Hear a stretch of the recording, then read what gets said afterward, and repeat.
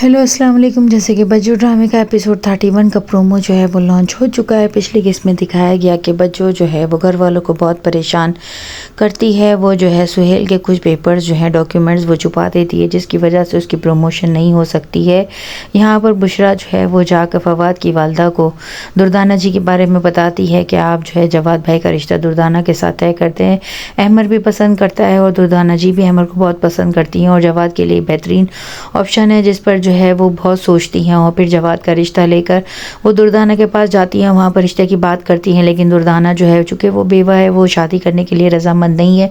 वो बुशरा को भी डांटती हैं कि तुमने मुझसे बगैर पूछे ये बात किस तरीके से आगे बढ़ाए, वो मेरे बारे में क्या सोचते होंगे। जिस पर बुशरा उन्हें समझाती है कि आप जिस मुश्किल फेज़ को जो है ज़िंदगी को फेस कर रही हैं, आपको जो है इस वक्त एक मर्द के सहारे की ज़रूरत है और अहमर को भी एक माँ की ज़रूरत है। आप जो है इस रिश्ते के लिए हाँ कर दें, मैं आपकी बहन बनकर के आपके लिए सोच रही हूँ। यहाँ पर फवाद की वालदा और बहन दोनों ही बहुत खुश होती हैं कि सना भी बहुत ज़्यादा खुश होती है कि बुशरा ने जो है वो जवाद भाई के रिश्ते के लिए जो है वो दुर्दाना का इंतखाब किया।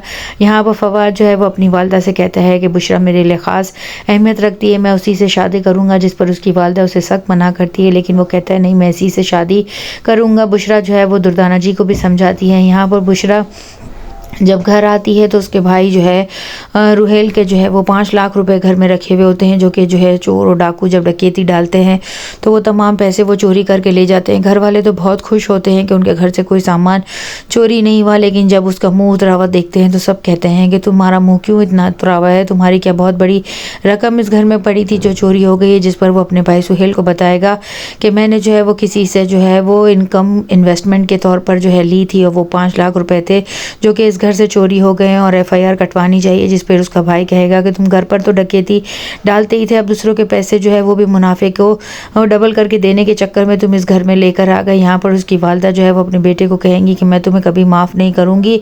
जिस पर मुसरत कहेगी कि अगर तुम्हारी वजह से अम्मा को कुछ हुआ तो हम तुम्हें नहीं छोड़ेंगे कहीं का भी।